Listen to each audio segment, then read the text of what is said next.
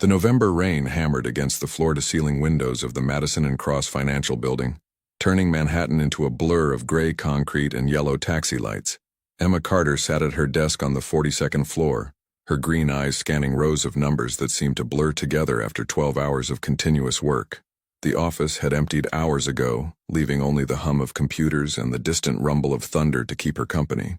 At 26, Emma had worked tirelessly to build her career as a financial analyst. Fresh out of Columbia with an MBA and a mountain of student debt, she'd clawed her way into one of the most prestigious firms in the city. Her small apartment in Queens, her second-hand Honda Civic, her lunch packed from home every day. These were the sacrifices she'd made willingly. Success was close enough to taste. She rubbed her tired eyes and glanced at the clock. 9:47 p.m. Her stomach growled, reminding her that the protein bar she'd eaten at 3 o'clock was long gone.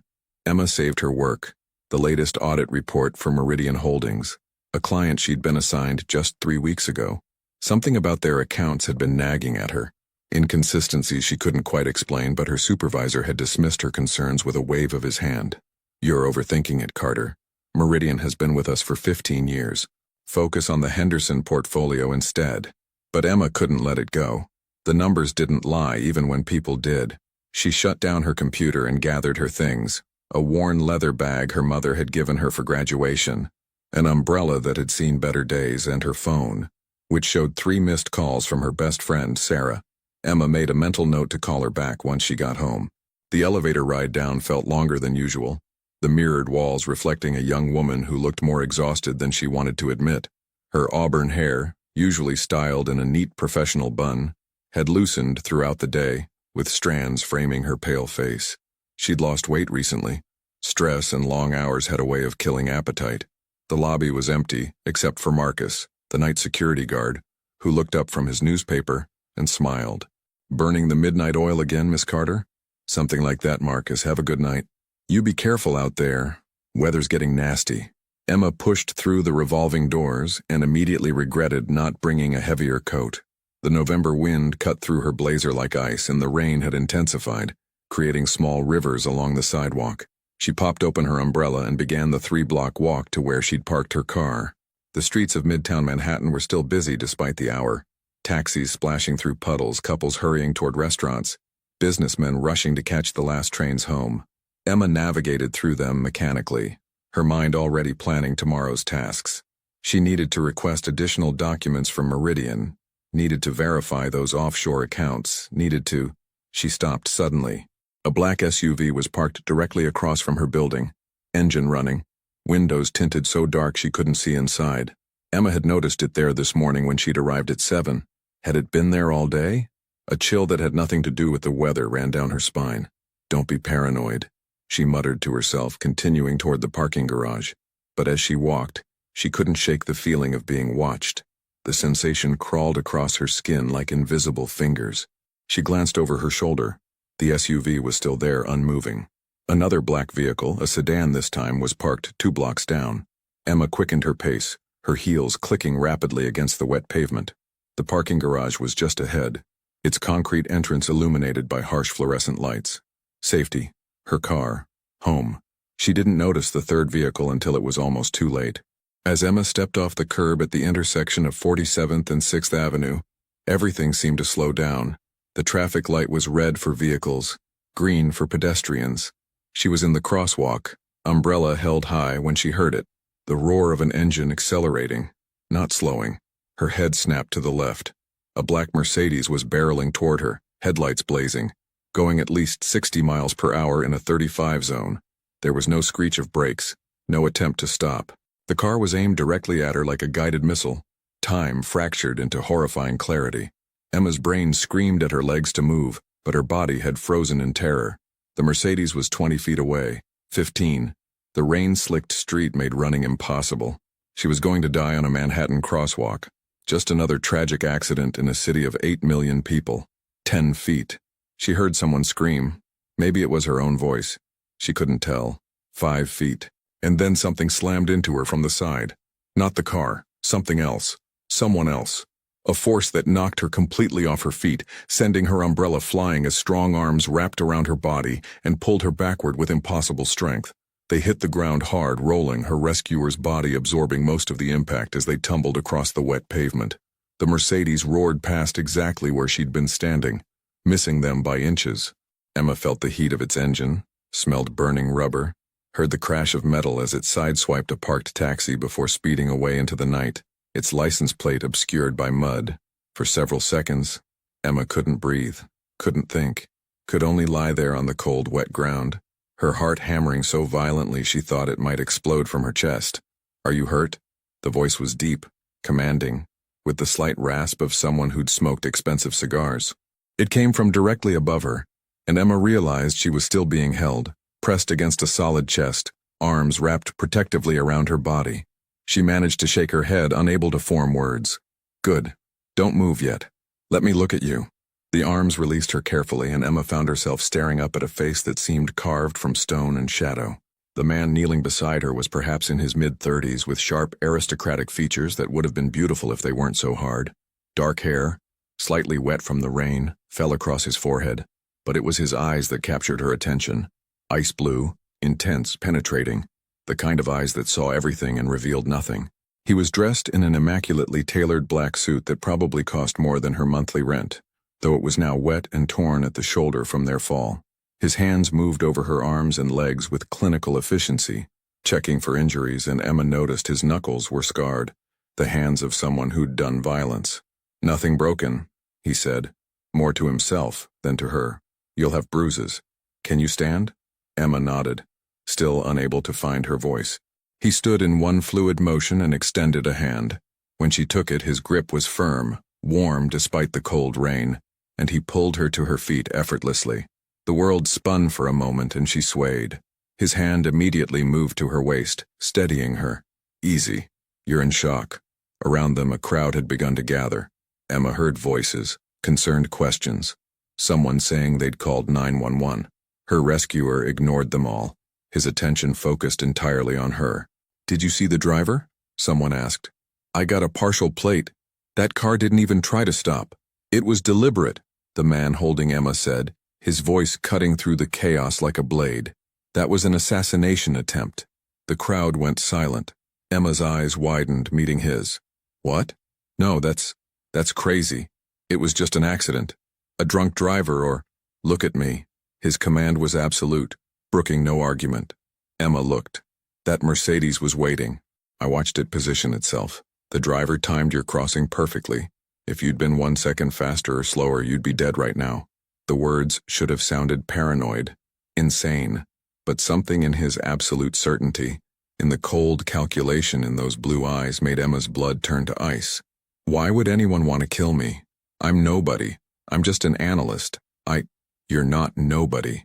He reached into his jacket, and Emma tensed, but he only pulled out a phone. He typed something quickly, then looked back at her. "What's your name?" "Emma. Emma Carter. Who are you? How did you—" "Dante Romano." He said it as if the name should mean something.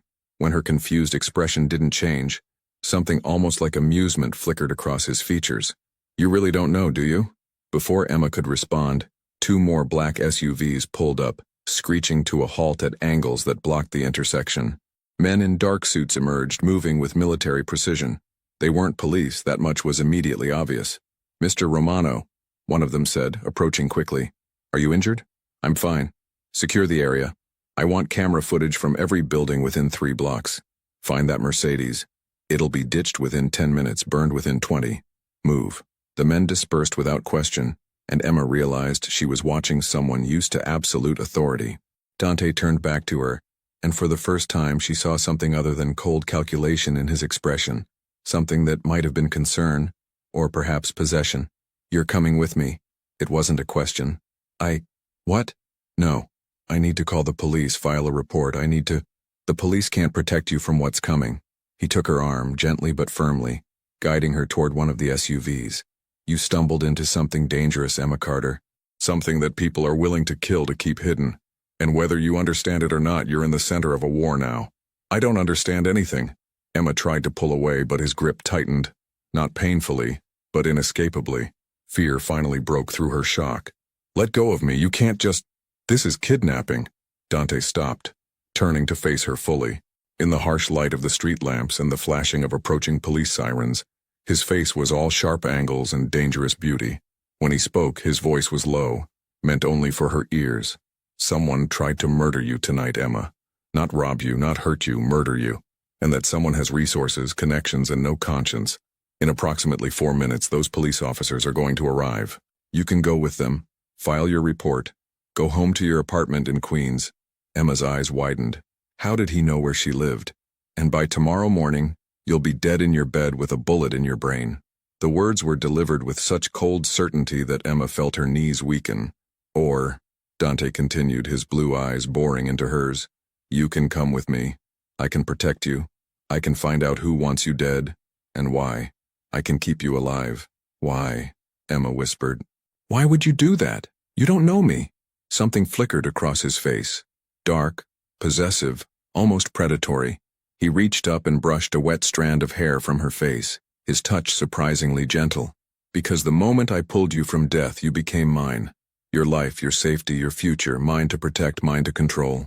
He leaned closer, his breath warm against her cold skin. You're mine now, Emma Carter, and I protect what's mine. The words should have terrified her, should have sent her running toward the police, toward safety, toward sanity. But looking into those ice-blue eyes, seeing the absolute certainty there, feeling the strange pull of his presence, Emma felt something other than fear. She felt impossibly safe. I need to think. No time. The sirens were getting closer. Dante's hand moved to the small of her back, guiding her toward the SUV. Choose now, Emma. Police and death, or me and life. What's it going to be? Emma looked back at the crowd, at the normal world she understood. Jobs and rent and student loans and Friday drinks with Sarah. Then she looked at Dante Romano, at this dangerous, commanding stranger who'd saved her life and now claimed ownership of it. Every rational cell in her brain screamed at her to run. She got in the SUV. Dante slid in beside her, and the door closed with a heavy, final thud. The driver pulled away smoothly, navigating around the arriving police cars with practiced ease. Emma watched through the tinted window as her normal life receded into the distance, replaced by flashing lights and confusion. Where are you taking me? Her voice sounded small, foreign to her own ears. Somewhere safe. My penthouse. Top floor of the Romano Tower on 5th Avenue. Emma knew the building. 58 stories of steel and glass, luxury apartments starting at $10 million. She'd walked past it 100 times, never imagining she'd be inside. I need to call my friend. She'll worry when I don't. No calls, not yet. Anyone trying to kill you will be monitoring your phone, your friends, your family. Dante pulled out his own phone and handed it to her. Tomorrow you can call from a secure line. Tonight you disappear. The reality of the situation was beginning to sink in, replacing shock with a growing sense of unreality. Emma looked down at her hands. They were shaking. Her stockings were torn, her knees scraped and bleeding. She'd almost died. Someone had tried to murder her. I don't understand why, she whispered. I'm nobody important. I audit financial records. That's all I do.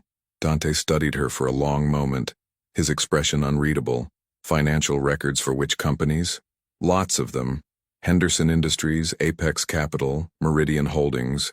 She trailed off, noticing how his jaw tightened at the last name. What? What is it? Meridian Holdings. He said the name like a curse. You've been auditing Meridian Holdings.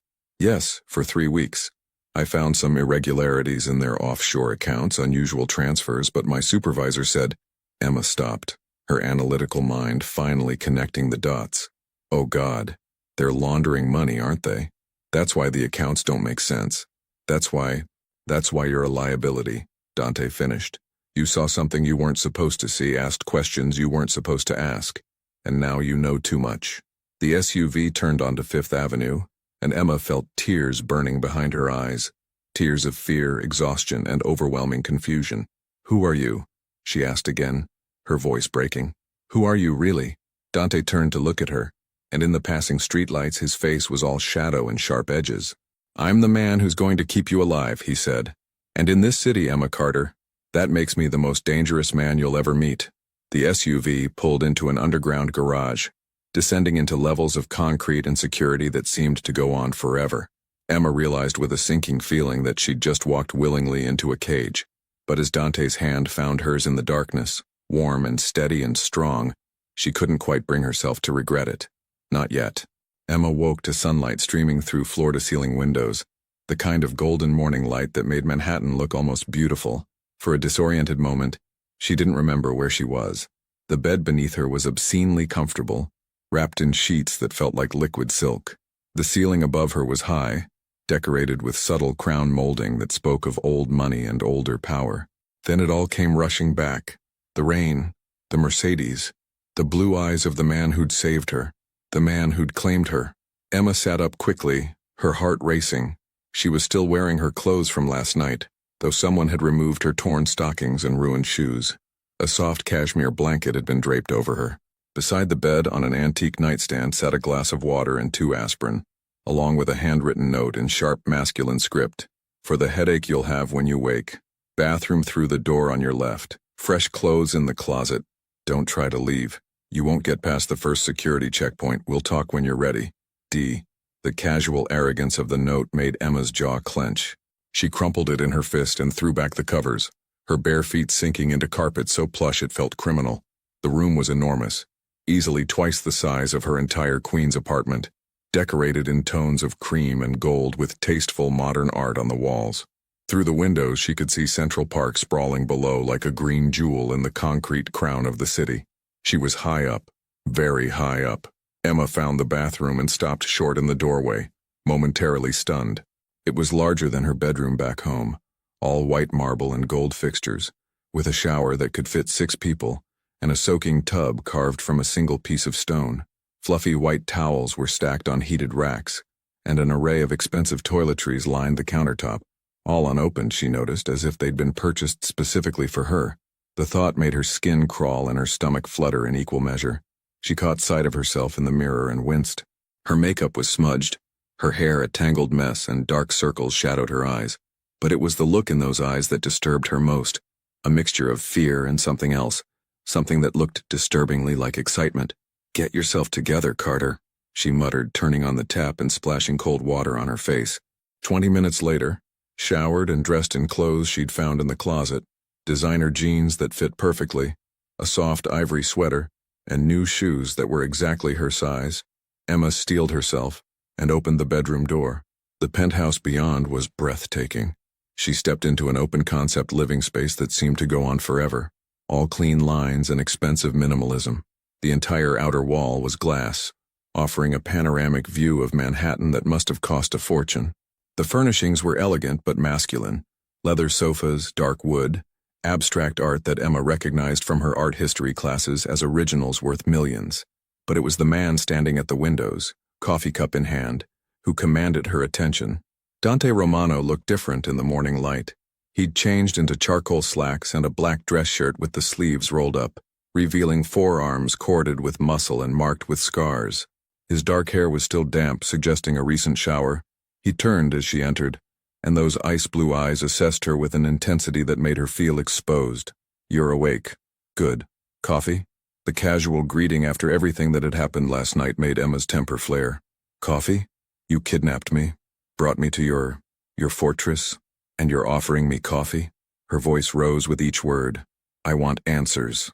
I want to know who you are, why you were there last night, how you knew someone was trying to kill me, and why the hell you think you have any right to keep me here." Dante's expression didn't change. He simply set down his cup and gestured to a tablet lying on the breakfast bar. "Read that first, then we'll talk." Emma wanted to refuse, wanted to maintain her anger, but curiosity won. She crossed to the tablet and picked it up, her fingers trembling slightly. The screen showed a news article from the New York Times published 3 hours ago. Financial analyst feared dead after hit and run in Midtown. Emma Carter, 26, a financial analyst for Madison and Cross Financial, is presumed dead after a fatal hit-and-run accident last night at the intersection of 47th and 6th Avenue.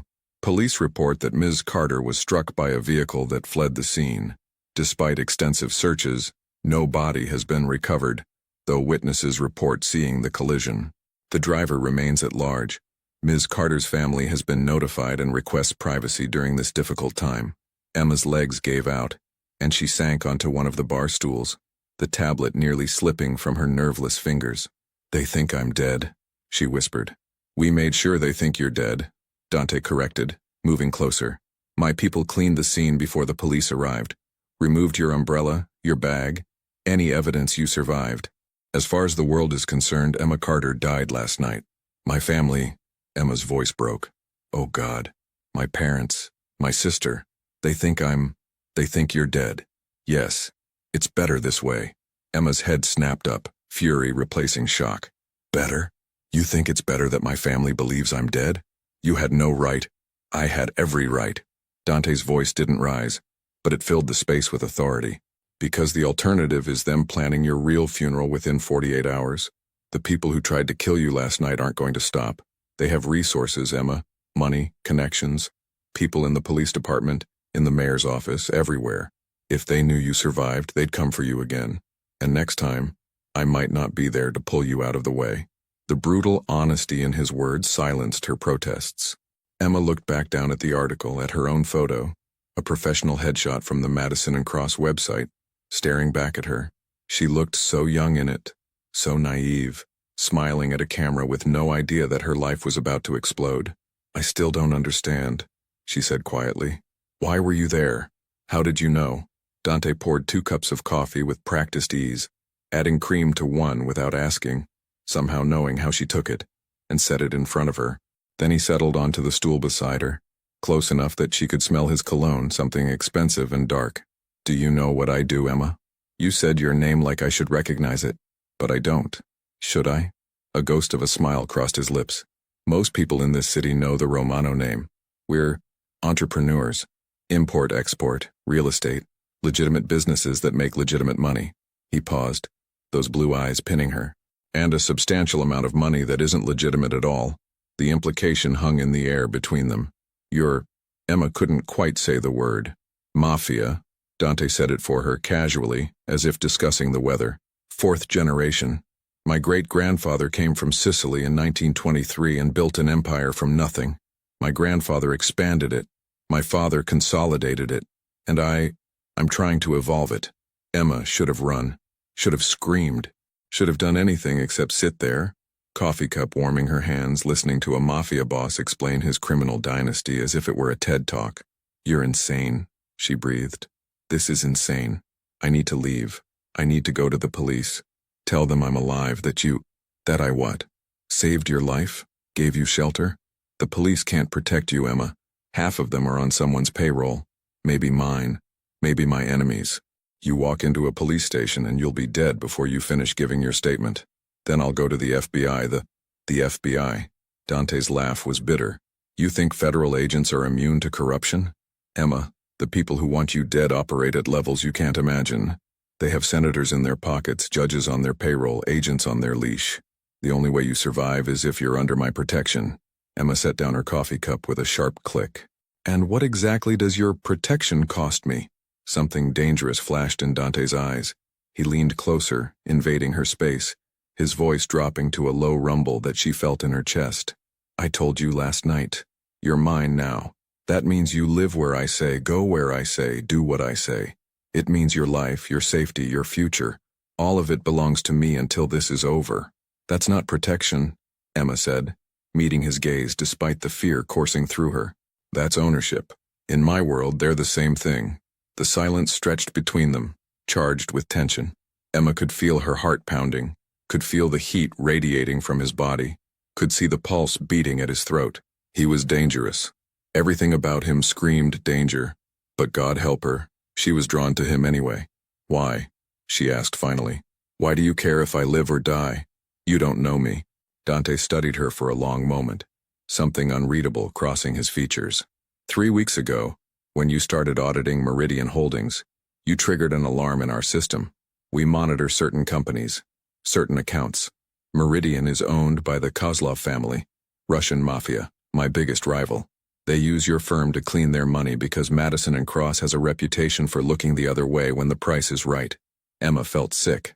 My supervisor, he dismissed my concerns about their accounts. Because he's on their payroll, has been for 7 years. You asking questions, digging deeper, you became a problem. The Kozlovs decided to eliminate that problem permanently. But why do you care? Shouldn't you want your rival's secrets exposed? Under normal circumstances? Yes, but these aren't normal circumstances. Dante stood and moved back to the windows, his silhouette dark against the bright cityscape. 6 months ago, my younger sister was killed in what the police called a random mugging. She was 23 years old, Emma, a graduate student at NYU, smart, beautiful, with her whole life ahead of her. She had nothing to do with my business, nothing to do with this world. But the Kozlovs killed her anyway, just to hurt me. The pain in his voice was raw, real, and it made Emma's chest tighten. I'm sorry, she said softly. I'm so sorry. I've been hunting them ever since. Dante continued, his hands clenched into fists, trying to find proof of their operations, something that would let me destroy them completely. And then you appeared, this civilian analyst who stumbled onto evidence that could take down their entire financial network. The Kozlovs couldn't risk you talking, but he turned back to face her. I saw an opportunity, and a young woman who reminded me of my sister, about to die for asking the wrong questions. Understanding dawned slowly. You weren't just there by coincidence last night. You were watching me, for 3 days, ever since we identified you as the analyst causing problems. I had men tracking you, making sure you stayed safe until I could figure out how to approach you. When I saw the Mercedes positioning itself, his jaw clenched. I barely got there in time. Emma stood, her legs steadier now, her mind racing through implications. So what now? You want me to testify against them? Give evidence? I want you to help me destroy them, Dante said flatly. You have access to files, knowledge of their accounting practices, insights into how they move money. With your expertise and my resources, we can dismantle their empire piece by piece. But more importantly, he crossed back to her, close enough that she had to tilt her head back to meet his eyes. I want you alive. I failed to save my sister. I won't fail to save you. The intensity of his gaze made Emma's breath catch. She should have been terrified. This man had just admitted to being a criminal, to kidnapping her, to deciding her fate without her consent. But looking into those ice-blue eyes, she saw something beyond the danger. She saw grief, determination, and a fierce protectiveness that called to something deep inside her. What if I say no? She asked, even though she already knew the answer. You don't get to say no. Dante's hand came up to cup her face, his thumb brushing across her cheekbone with surprising gentleness. But I promise you this, Emma Carter. I will keep you safe. I will find everyone who tried to hurt you, and I will make them pay for even thinking they could touch what's mine. The possessiveness should have repelled her. Instead, it sent a shiver down her spine that had nothing to do with fear. I'm not a possession, she said, but her voice lacked conviction. No, Dante agreed, his voice dropping to a whisper. You're something far more dangerous than that. Before Emma could ask what he meant, his phone buzzed. He stepped back, the intimate moment shattered, and answered with a curt, "Talk." Emma couldn't hear the voice on the other end, but she watched Dante's expression darken with each passing second. When? A pause. How many? Another pause. Double security on all floors. Nobody gets in or out without my direct approval. I'm on my way. He ended the call and turned to Emma, his face now a mask of cold fury. We have a problem. What kind of problem? The Kozlovs know you're alive. Someone talked. Someone on my payroll sold us out. They just tried to breach the building's security. Ice flooded Emma's veins. What?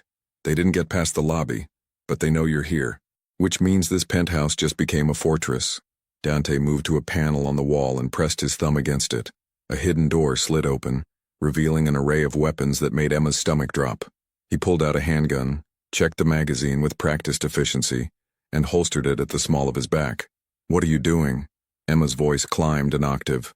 Protecting what's mine. He turned to her. All business now.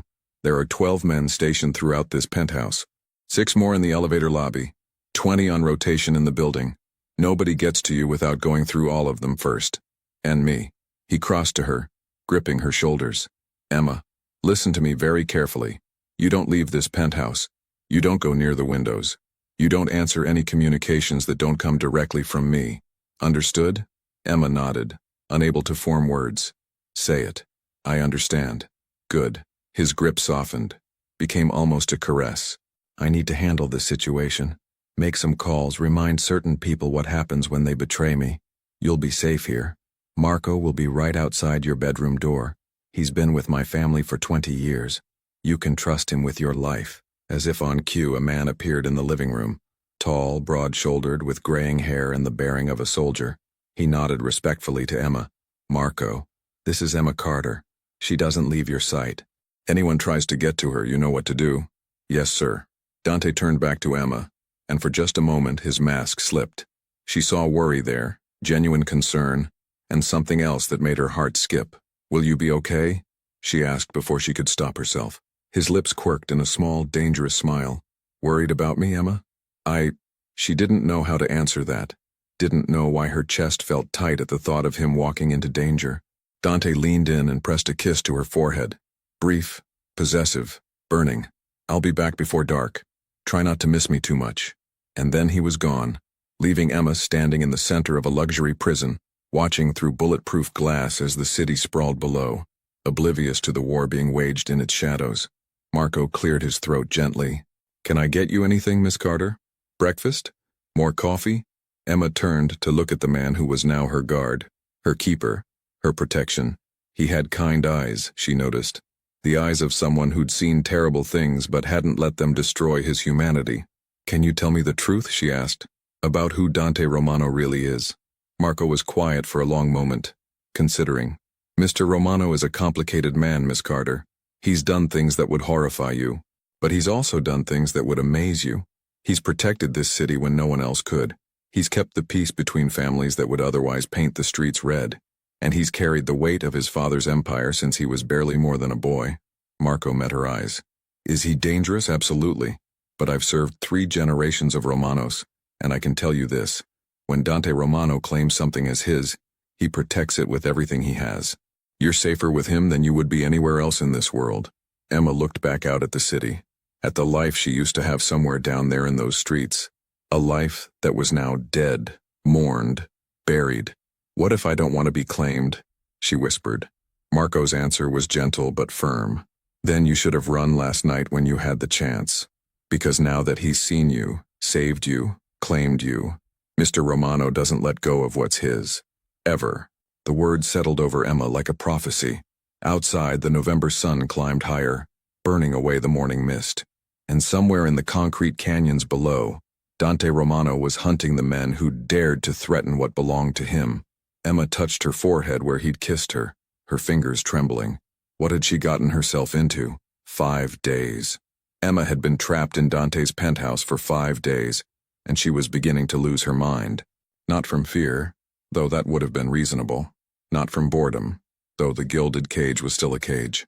No, Emma was losing her mind because of the man himself. Dante Romano had become the center of her entire world, and she was terrified by how quickly she was getting used to it. He'd returned that first night just as the sun set, his knuckles bruised and his eyes cold with barely contained violence. Emma had been curled up on the sofa pretending to read one of the books from his extensive library when he'd walked in. Their eyes had met across the room, and something unspoken had passed between them. A question and an answer, a challenge and an acceptance. "It's handled," was all he'd said, pouring himself 3 fingers of whiskey and downing it in one swallow. Emma hadn't asked what handled meant. She wasn't sure she wanted to know. Now on the 5th morning, she stood in front of the floor-to-ceiling windows watching snow begin to fall over Manhattan. November had given way to an early December cold snap, and the city below was transforming into a winter postcard. Emma pressed her palm against the glass, feeling the cold seep through, reminding herself that the world outside still existed. Behind her, she heard Dante enter the living room, his footsteps purposeful even at 7 in the morning. She'd learned his patterns over the past days. He woke at 5, worked out in the private gym for exactly 90 minutes, showered, then spent the early morning handling what he euphemistically called business. By the time Emma woke, he was usually on his 3rd coffee and 2nd conference call, running an empire from behind a mahogany desk while wearing suits that cost more than her car. "You're up early," he observed, and Emma could hear the slight surprise in his voice. Couldn't sleep. She didn't turn around. Didn't want him to see the confusion in her eyes. "I keep having this dream that I wake up back in my apartment, and all of this was just a nightmare. And when you actually wake up?" Dante's voice was closer now, just behind her left shoulder. I don't know whether to be relieved or disappointed. The admission hung in the air between them. Emma finally turned to face him and immediately wished she hadn't. Dante was dressed for the gym in black athletic pants and a fitted t-shirt. that revealed the lean, powerful build he usually kept hidden under expensive suits. His dark hair was still tousled from sleep, and without the armor of his tailored clothing, he looked younger, more human, more dangerously attractive. "You're afraid of what you're feeling," he said, reading her too easily. "Afraid that you're starting to see this as normal, as safe. Shouldn't I be?" Emma crossed her arms defensively. "5 days ago someone tried to kill me. Now I'm living in a penthouse with a man who freely admits to being a criminal. Nothing about this is normal or safe, and yet you're here, still here, not fighting, not crying, not breaking down." Dante's ice-blue eyes studied her with an intensity that made her skin prickle. "Why is that, Emma?" "Because I don't have a choice," she shot back, but they both knew it was a lie. "You always have a choice." He moved closer, invading her space with that predatory grace she'd noticed the first night. "You could have run to the police 5 days ago, could have screamed when Marco escorted you to bed, could have tried to escape through one of the service elevators, but you didn't. Why?" Emma's heart hammered against her ribs. "Because you're right. The police can't protect me from people willing to stage my death and hunt me down. Because nowhere else is as secure as this fortress. Because—" She faltered, unable to finish. "Because?" Dante prompted, his voice dropping to that low rumble that seemed to bypass her brain and speak directly to something more primal. "Because I feel safer with you than I have anywhere else," Emma whispered, the truth burning her throat. "And I hate myself for it." For a long moment Dante said nothing. Then, unexpectedly, he smiled.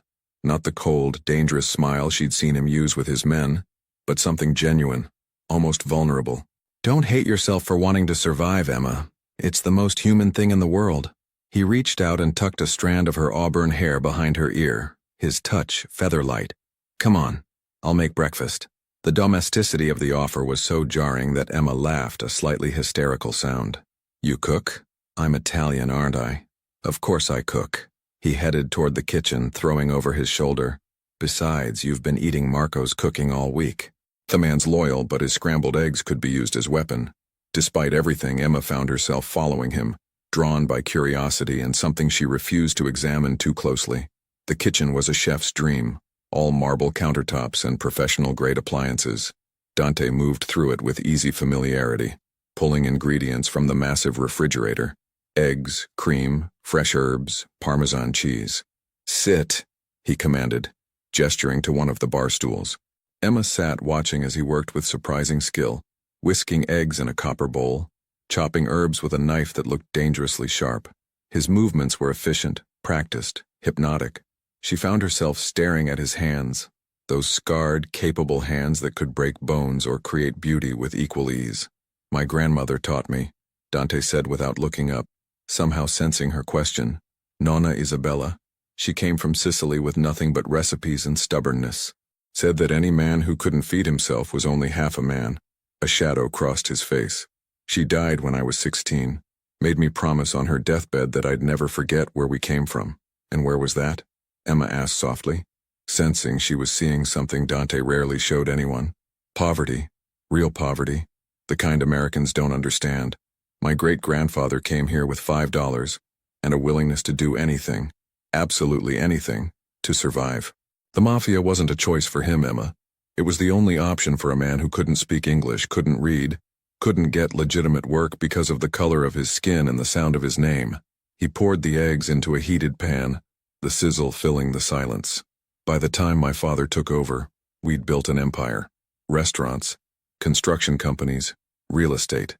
But the foundation was still crime, protection rackets, gambling, loan sharking. My father always said we were providing services the government couldn't or wouldn't. Robin Hood with better suits." Dante's laugh was bitter. "Took me until I was 20 to realize Robin Hood still ended up with blood on his hands." Emma watched him plate the scrambled eggs, perfect, fluffy, garnished with fresh herbs, and set it in front of her with toast and sliced fruit. The care he'd taken with the presentation was almost touching. "Then why stay?" she asked, picking up her fork. "If you knew what it was, why not leave?" Dante poured them both coffee before answering, his expression distant. "Because I tried. When I was 22, fresh out of Harvard Business School, I told my father I wanted out. Wanted to take my inheritance and build something clean, something legal. He laughed in my face. The memory clearly still stung. Said the Romano blood didn't wash off no matter how expensive the soap. Said I could run to the ends of the earth, but the family would always find me, always own me. What did you do? I defied him. Dante's voice went flat, emotionless. Started my own company, legitimate real estate development. Made my first million within 6 months. I was going to prove him wrong, show him that we could be more than what we'd been. And then, he stopped, his jaw clenching. Emma waited, barely breathing. Then men came to my office. Russian Mafia, the Volkov family, allies of the Kozlovs. They'd been waiting for me to split from my father's protection. They beat me until I couldn't walk, broke 3 ribs and my left arm, then delivered me to my father's doorstep with a message. This is what happens to Romanos who forget their place. Horror washed over Emma. Oh God, Dante. My father saved my life that night, Dante continued, his voice still eerily calm. Called in every favor, went to war with the Volkovs. Nearly started a bloodbath that would have consumed half the city. And when it was over, when the Volkovs had been destroyed and I'd recovered, my father made me a deal. Come back to the family, take my rightful place as his heir, and he'd let me modernize the business, turn us legitimate piece by piece, until the Romano name meant power without blood. And you agreed. What choice did I have? Dante finally met her eyes. He was my father, and more than that, he was right. I was a Romano. That name is a crown and a curse, and I couldn't escape it any more than I could escape my own skin. So I came home, learned the business, all of it, including the parts that still make me sick. And when my father died 3 years ago, I inherited an empire built on violence and a promise to make it something better. Emma set down her fork, the food suddenly tasteless. Have you? Made it better? I'm trying. The vulnerability in those 2 words nearly broke her heart. I've cut ties with the drug trade, shut down most of the protection rackets, invested in legitimate businesses, but it's like trying to clean blood from white marble. No matter how much you scrub, the stain remains. And men like the Kozlovs, they see my reforms as weakness. They think I've gone soft, so they killed your sister to prove it. Dante's expression turned to stone. Isabella wasn't just my sister, Emma. She was my redemption. Everything I was trying to become, she already was. Good, pure, untouched by our family's darkness. She was studying social work at NYU, wanted to help at-risk kids. She had a boyfriend, a civilian, who knew nothing about what we really were. She had a future that had nothing to do with crime or violence or the Romano name. His hands clenched into fists on the counter. I kept her away from the business, kept her guarded but not caged, let her live a normal life because I couldn't. And then one night she went to dinner with her boyfriend in Little Italy. Just dinner, just a normal date, and 3 men dragged her into an alley and put 2 bullets in her head while her boyfriend watched. Helpless. Emma couldn't stop herself. She reached across the counter and covered his clenched fist with her hand. Dante looked down at their joined hands, as if surprised by the contact. The Kozlovs left a message on her body, he continued, his voice raw. This is what happens to Romanos who think they're better than us. They killed her to hurt me, to remind me that I couldn't escape this life, couldn't reform it, couldn't save anyone from it. Not even an innocent 23-year-old girl whose only crime was being my sister. I'm so sorry, Emma whispered, tears burning her eyes. Dante, I'm so sorry. Don't be sorry. He turned his hand over, lacing his fingers through hers. Be angry, be furious, because that's what I've been for 6 months. Angry at the Kozlovs. Angry at myself for thinking I could change anything. Angry at a world where men like them can kill innocents and face no consequences. Is that why you saved me? Emma asked. Because you couldn't save her? Dante was quiet for a long moment, his thumb tracing circles on the back of her hand. Maybe at first, he admitted. When I saw you about to die, all I could think was, not again, not another innocent girl, not on my watch. But Emma, he stood and moved around the counter, pulling her to her feet, his hands framing her face. You're not my sister. You're not my redemption. You're something I never expected and don't deserve. What am I? The question came out barely a whisper. Mine, Dante said simply, as if it were the most obvious thing in the world. From the moment I pulled you from death, you became mine to protect. Mine to keep safe, mine to... He was cut off by the sharp buzz of his phone. Dante's expression shifted instantly from open to closed, from vulnerable to dangerous. He pulled the phone from his pocket and answered with a curt, "Talk." Emma watched his face darken with each passing second. When he finally spoke, his voice was ice. How many? When? Casualties? Lock down the building? Full security protocol. Nobody in or out. I'm coming down. He ended the call and turned to Emma, and for the first time since she'd met him, she saw genuine fear in his eyes. The Kozlovs are here. In the building. Emma's blood turned cold. What? How is that possible? You said this place was a fortress. It is. Which means someone on my payroll sold us out. Again. Dante was already moving, pulling open a hidden panel Emma had never noticed. Inside was an array of weapons that made her stomach drop. Handguns, rifles, knives, ammunition. He grabbed a handgun and 2 extra magazines with practiced efficiency. What's happening? Emma's voice climbed, despite her effort to stay calm. The Kozlovs just sent 20 men into my building. They've already killed 3 of my guards in the lobby and are fighting their way up. Dante turned to her, his expression fierce. Emma, listen to me very carefully. This penthouse is designed to be impenetrable. Steel-reinforced doors, bulletproof glass, panic room in the master bedroom with enough supplies to last a week. But I need you to trust me and do exactly what I say. Understood? Emma nodded, her heart hammering. Good. Marco, he called, and immediately the older man appeared, already armed and ready. Take Emma to the panic room. Lock her in. Nobody opens that door except me. Understood? Not even if they sound like me. The only way she comes out is if I open it myself with the biometric lock. Yes, sir. Wait. Emma grabbed Dante's arm as he turned to leave. Where are you going? To remind the Kozlovs why you don't attack a Romano in his own home. The cold fury in his voice made Emma shiver. You can't go alone. I'm not alone. I have 30 men in this building and another 20 on the way. The Kozlovs want a war? I'll give them a war they'll regret for whatever hours they have left to live. He cupped her face in his hands, and for just a moment the mask of the crime lord fell away, leaving only a man. Stay in that room, Emma. Stay safe. No matter what you hear, no matter what happens, you stay locked in there until I come for you. Dante. He kissed her. It was fierce, possessive, desperate. A kiss that tasted like gunpowder and coffee, and something indefinable that made Emma's knees weak. His hands tangled in her hair, pulling her against him as if he could somehow shield her with his body from what was coming. When he finally pulled back, they were both breathing hard. That's a promise, Dante said roughly. A promise that I'm coming back for you, that no one takes what's mine, that when this is over we're going to finish what we just started. Before Emma could respond, he was gone, moving with deadly purpose toward the penthouse door. Marco touched her elbow gently. Miss Carter, we need to go. Now. Emma let herself be led toward the master bedroom, her lips still tingling from Dante's kiss, her mind reeling.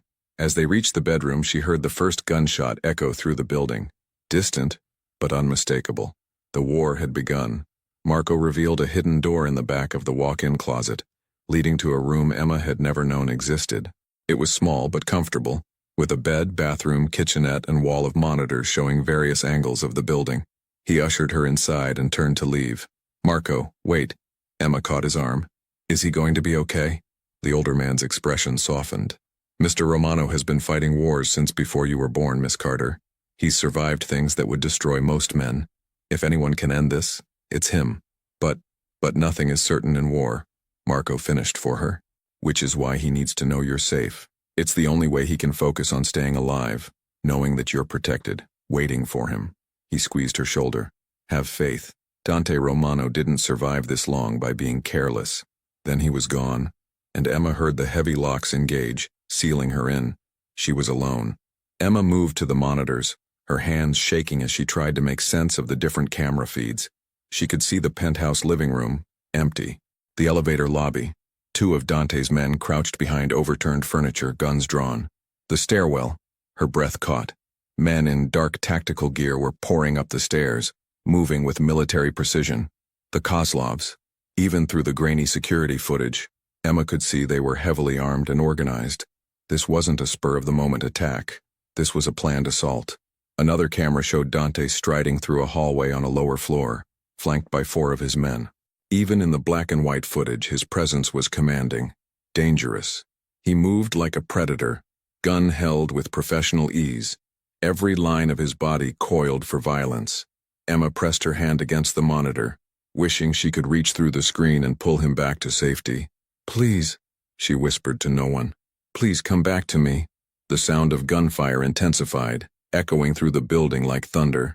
Emma watched, helpless as the battle for Dante's empire and her life raged beyond the walls of her golden cage.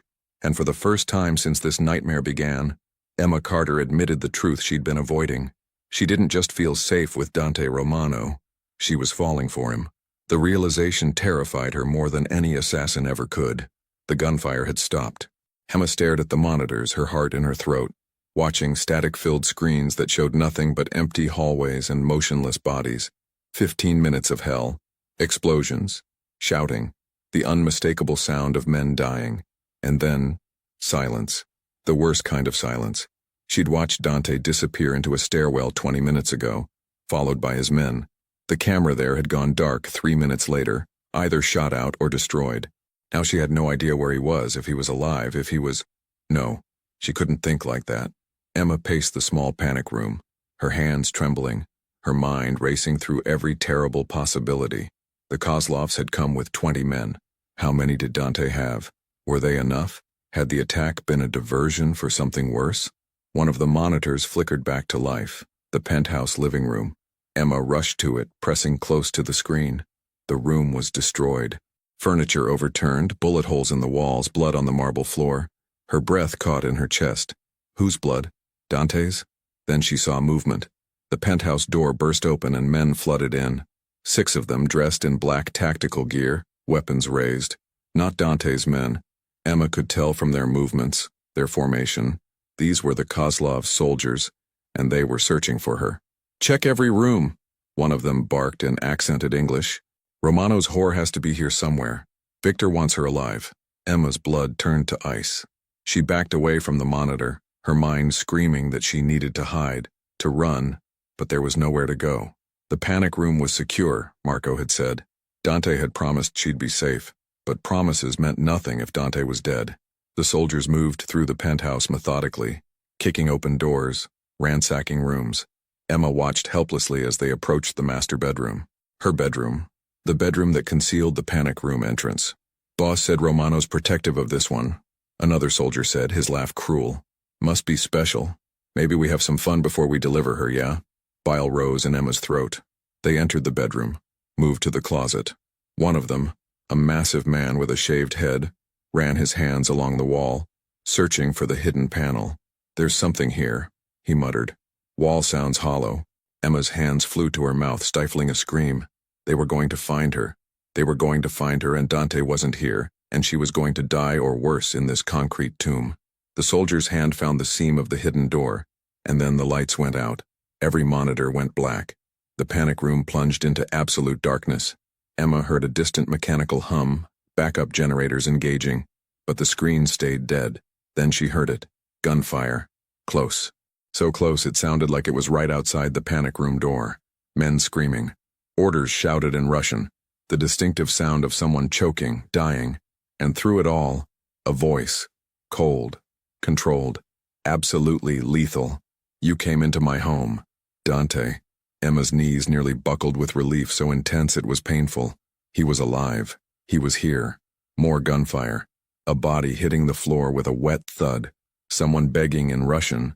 The words cut off by a single shot. "You threatened what's mine." Another shot. Another body falling. The emergency lights flickered on, bathing everything in eerie red. Emma could suddenly see the monitors again. Grainy, dark, but functional. The bedroom camera showed a scene from a nightmare. 5 bodies on the floor, dead or dying. And Dante, standing in the center of the carnage, gun in hand, his white shirt soaked with blood, some his, most not. His face was a mask of cold fury, beautiful and terrible like an avenging angel cast from hell instead of heaven. The 6th soldier, the one who'd found the panic room door, was on his knees, hands raised, begging, "Please, please. We were just following orders. Victor Kozlov sent us. We didn't want..." "Victor Kozlov," Dante repeated, his voice flat. "Where is he?" "I don't know. I swear he just sent us. Said to get the girl." Wrong answer. The shot was execution style, clean, professional. The soldier crumpled without another word. Emma should have been horrified. Should have been sick. Should have been terrified of the man who'd just killed 6 people with the efficiency of someone taking out the trash. Instead, all she felt was safe. Dante holstered his weapon and moved to the hidden door of the panic room. Emma heard the biometric lock engage, heard the heavy bolts sliding back. The door opened, and there he was, bloodied, dangerous, alive. Their eyes met across the small space. Emma, just her name, but it carried the weight of everything. Relief, possession, need. She launched herself at him, her arms wrapped around his neck, and she didn't care about the blood, didn't care that he'd just committed murder, didn't care about anything except that he was alive and solid and here. Dante caught her, one arm banding around her waist, the other hand tangling in her hair. "You're okay," he breathed against her temple. "Thank God you're okay. I thought you were dead," Emma choked out, tears streaming down her face. "I thought they'd killed you. I thought—" "Shh, I'm here. He pulled back just enough to look at her, his hands framing her face, checking for injuries. "Did they touch you? Did any of them get in here?" "No, you stopped them, you—" Emma's voice broke. "There's so much blood. Dante, you're hurt. Most of it isn't mine." He winced as he moved. "I took a bullet in the shoulder, but it went clean through. I've had worse." The casual way he said it made Emma's heart clench. How many times had he been shot? How many times had he come this close to death? "We need to get out of here," Dante said, already moving into tactical mode. "The Kozlov's main force retreated, but they'll regroup. This building isn't safe anymore. They breached too many security points. I have a safe house in Brooklyn, completely off the books. We leave in 5 minutes." "What about your men? The building?" 12 casualties on our side, 23 on theirs." Dante's jaw tightened. "Marco's coordinating the cleanup and securing the building. But you and I need to disappear until I can figure out who the leak is." He led her out of the panic room, carefully guiding her around the bodies. Emma tried not to look, but it was impossible. These men had come to kill her, to kidnap her, to do unspeakable things. And Dante had stopped them with brutal efficiency. In the living room, more of Dante's men were arriving, already working to secure the scene. Marco appeared, blood on his sleeve but otherwise unharmed. "Cars ready in the garage, sir. Clean route to Brooklyn mapped out." "Good. Status on the Kozlov survivors?" 3 captured. They're being questioned." The pause before questioned spoke volumes. "We should have answers within the hour." "Make sure Viktor Kozlov gets a message," Dante said, his voice dropping to something dark and dangerous. "Tell him this was his one free shot. Tell him Emma Carter is under my personal protection, and anyone who touches her dies screaming. Tell him." He pulled Emma closer against his side. "Tell him if he wants war, I'll burn his entire empire to ashes and salt the earth where it stood." Marco nodded grimly. "Consider it done." 20 minutes later, Emma found herself in the back of an armored SUV, speeding through Brooklyn's industrial district as snow continued to fall. Dante sat beside her, his shoulder now bandaged, having flatly refused Emma's pleas to go to a hospital. A doctor had been called to the safe house instead. "Tell me about your family," Dante said suddenly, breaking the silence. Emma looked at him, surprised by the question. "Why?" "Because they think you're dead. Because once this is over, you'll have to decide whether to go back to them or stay disappeared. And because I want to know who Emma Carter was before she became mine." The possessiveness should have annoyed her. Instead, it sent warmth through her chest. "My parents are good people," Emma said softly. "My dad's a high school teacher in Connecticut. Math. My mom runs a small bookstore. I have a younger sister, Lily. She's 22, just graduated from college. She wants to be a journalist." Emma's voice cracked. "They must be devastated. The funeral, the grief, thinking I'm gone. Would you go back to them? If you could." Dante's eyes searched hers. "If I could guarantee your safety, give you your life back, would you take it?" Emma was quiet for a long moment, really considering the question. 2 weeks ago, I would have said yes without hesitation. I would have run back to my ordinary life, my ordinary problems, my ordinary future. She met his gaze. "But I'm not the same person I was 2 weeks ago. That Emma died in that crosswalk, and this Emma," she gestured to herself, "this Emma has seen things, done things, felt things that can't be undone. I don't know if I can go back to being ordinary after this." "You were never ordinary," Dante said quietly. "Even before I knew you, I could see it in how you moved, how you thought. You asked questions no one else dared to ask. You saw patterns others missed. You weren't meant for an ordinary life, Emma. You were meant for something more. Something like this?" She gestured at the armed guards, the bulletproof vehicle, the world of violence they now occupied. "Something like us." The simple statement hung in the air between them, heavy with implication. "There is no us," Emma said, but her voice lacked conviction.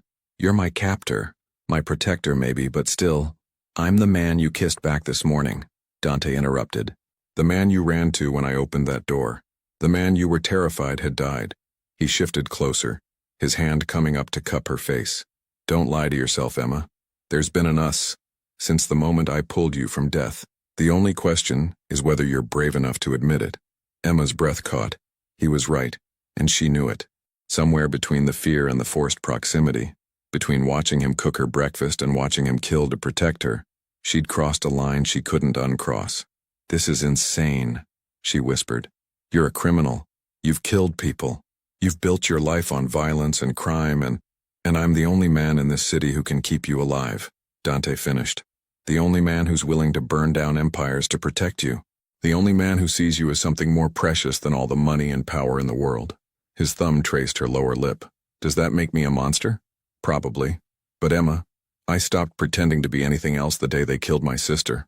All I have left is honesty and violence. And right now I'm being honest with you. About what? About the fact that I don't just want to protect you. I want to keep you. I want to wake up to you every morning and fall asleep knowing you're safe beside me every night. I want to show you my world. Not just the darkness, but the beauty too. The power, the freedom, the absolute certainty of knowing exactly who you are and what you're willing to do. His voice dropped lower. I want you to be mine, Emma. Completely. Not as a prisoner or a responsibility, but as an equal, as a partner, as something I've never had before and never thought I'd want. Emma felt tears burning her eyes. And what if I can't be that? What if I'm not strong enough for your world? You faced down armed killers with nothing but a locked door between you. You watched me execute 6 men and didn't scream. You've survived 2 weeks that would have broken most people. Dante leaned his forehead against hers. Emma, you're already strong enough. The question is whether you want this. Want me. Want us. The SUV pulled to a stop outside a nondescript brownstone. Through the window, Emma could see guards already in position, securing the perimeter. This would be their sanctuary, their fortress, their hideout while Dante planned his next move.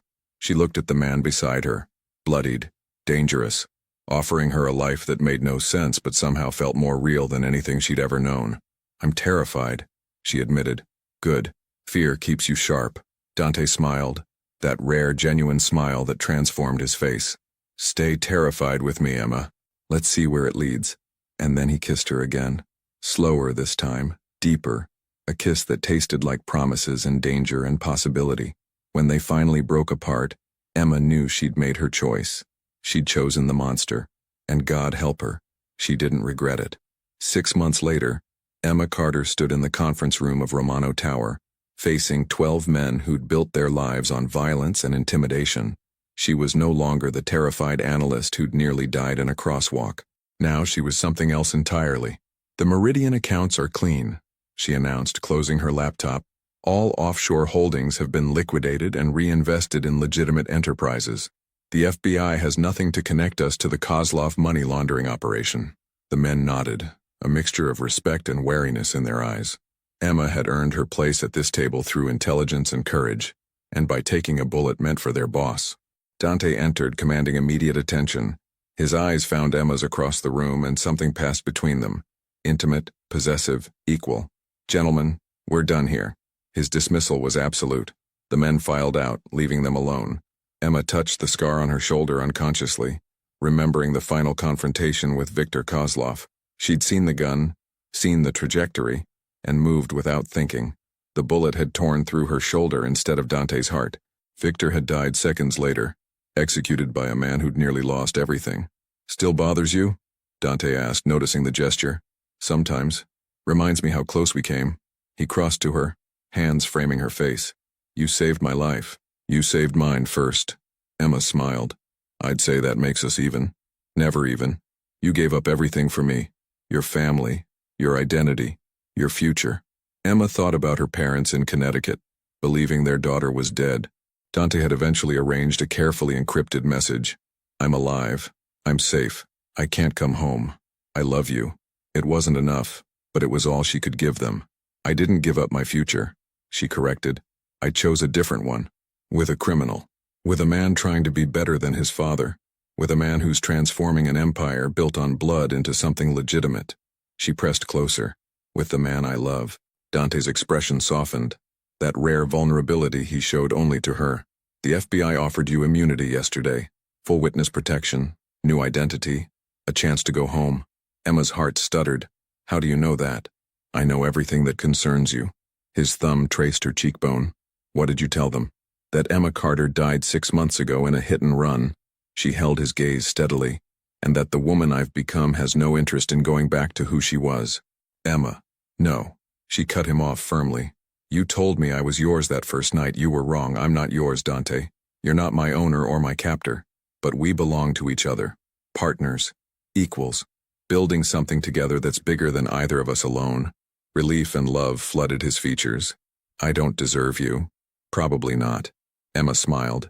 But you're stuck with me anyway. He kissed her then, deep and claiming, a kiss that still made her knees weak after 6 months. When they finally broke apart, Manhattan sprawled below them through the floor-to-ceiling windows, a city of 8 million stories, and theirs was just beginning. I love you, Dante whispered against her lips. I know, Emma replied. You told me with 6 bullets in a penthouse cage, and you responded by taking a bullet and staying anyway. Crazy, isn't it? Completely. His smile turned genuine, warm. But I wouldn't change a single moment. Emma looked at the man who'd saved her, claimed her, loved her, and who she'd chosen every day since. Neither would I. Outside, the sun set over New York City, painting the sky in shades of gold and crimson. And in the heart of Manhattan, 2 people who'd found each other in violence discovered something infinitely more powerful.